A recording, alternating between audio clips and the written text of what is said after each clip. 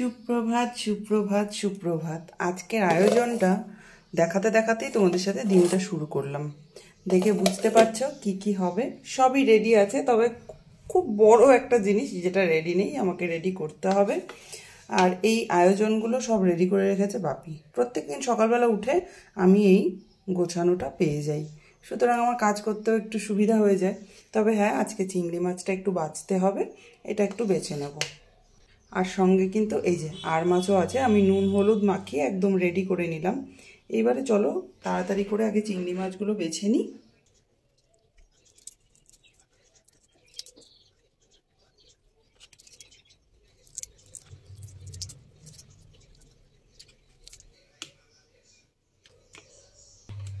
চিংড়ি মাছগুলো খোসা ছাড়িয়ে ধুয়ে নুন হলুদ মাখিয়ে রেখে দিয়েছি। এবারে চলো রান্নাটা স্টার্ট করি। সর্ষের তেল গরম হয়ে গেছে, এবারে মাছগুলোকে দিয়ে দিলাম। মাছগুলো ভাজা হয়ে গেছে, এবার এগুলোকে তুলে নেব। তেলেই দিয়ে দিলাম একটু জিরে ফোড়ন, শুকনো লঙ্কা, তেজপাতা। এবার দিয়ে দিলাম পেঁয়াজ। পেঁয়াজটাকে 2-3 মিনিট একটু ভাজা ভাজা করেই দিয়ে দিলাম আলুগুলো। এবার এটাকেও 1-2 মিনিট একটু নাড়াচাড়া করে নিয়ে দিয়ে দিলাম নুন, দিয়ে দিলাম হলুদ গুঁড়ো, এবারে দিয়ে দিলাম টমেটো। এবার এগুলোকে একটু ভাজা ভাজা করে নেব। এবারে কেটে রাখা এঁচোড়ের টুকরোগুলো দিয়ে দেবো। এবার এঁচোড়গুলোকে একটু ভাজা ভাজা করে নিতে হবে। এঁচোড়টা ভাজা ভাজা হয়ে গেছে, আর আমি এটার মধ্যে একটুখানি লঙ্কার গুঁড়ো দিয়েছি, মানে কাশ্মীরি লঙ্কার গুঁড়ো, রং হওয়ার জন্য।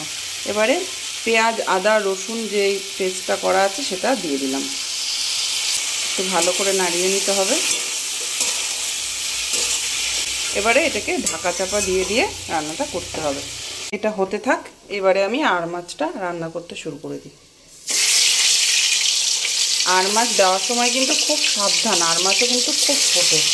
আমি মাছগুলোকে দিয়ে ঢেকে রেখে দেবো, আর গ্যাসের ফ্লেমটাকে একটু বাড়িয়ে দিলাম।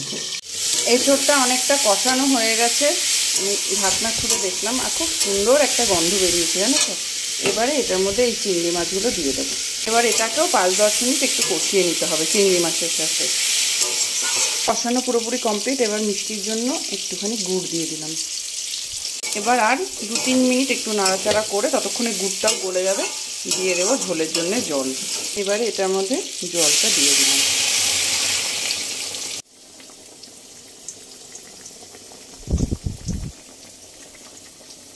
এঁচোড় চিংড়ি আমার একদম রেডি। আরে বাড়িতে বানানো এই গরম মশলাটা উপর থেকে একটু দিয়ে দিলাম।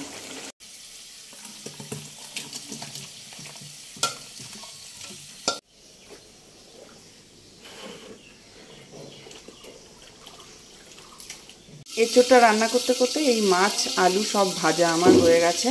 আর এইখানে আমি দিয়েছি একটু মাথাটা ভাজতে। হ্যাঁ কি নিব? দাঁড়াও দেখি, ওইদিকে আবার বাপি ডাকছে, দেখি তো কি বলছে। টোস্ট বানিয়ে দিলে? এই যে বাপি সকালবেলা টিফিন আমাকে বানিয়ে দিল। ওইদিকে তো রান্নাটা বসিয়ে দিয়ে এসেছি, আর বাপি যে আমাকে টোস্টগুলো বানিয়ে দিল। তোমাদের সাথে গল্প করতে করতে তাড়াতাড়ি করে খেয়ে নিই।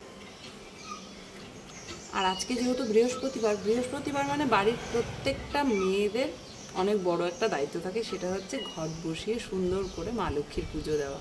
বৃহস্পতিবারে ঘট বসিয়ে সুন্দর করে পুজো দিতে না আমার ভীষণই ভালো লাগে।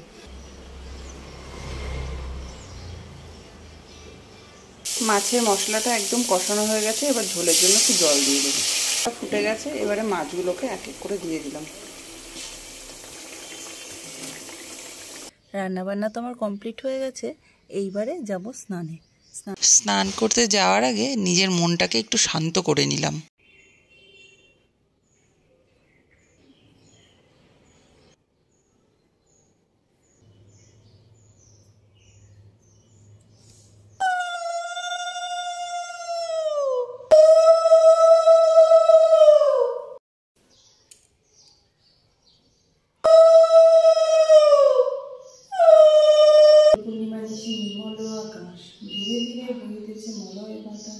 লক্ষ্মী দেবী বামে করে বসি নারায়ণ করেছেন নানা কথা সুখে আলাপন। চলো তবে আজকে পুজো দিতে দিতেই তোমাদের সাথে দিনটা শেষ করলাম। সবাই ভালো থেকো, সুস্থ থেকো।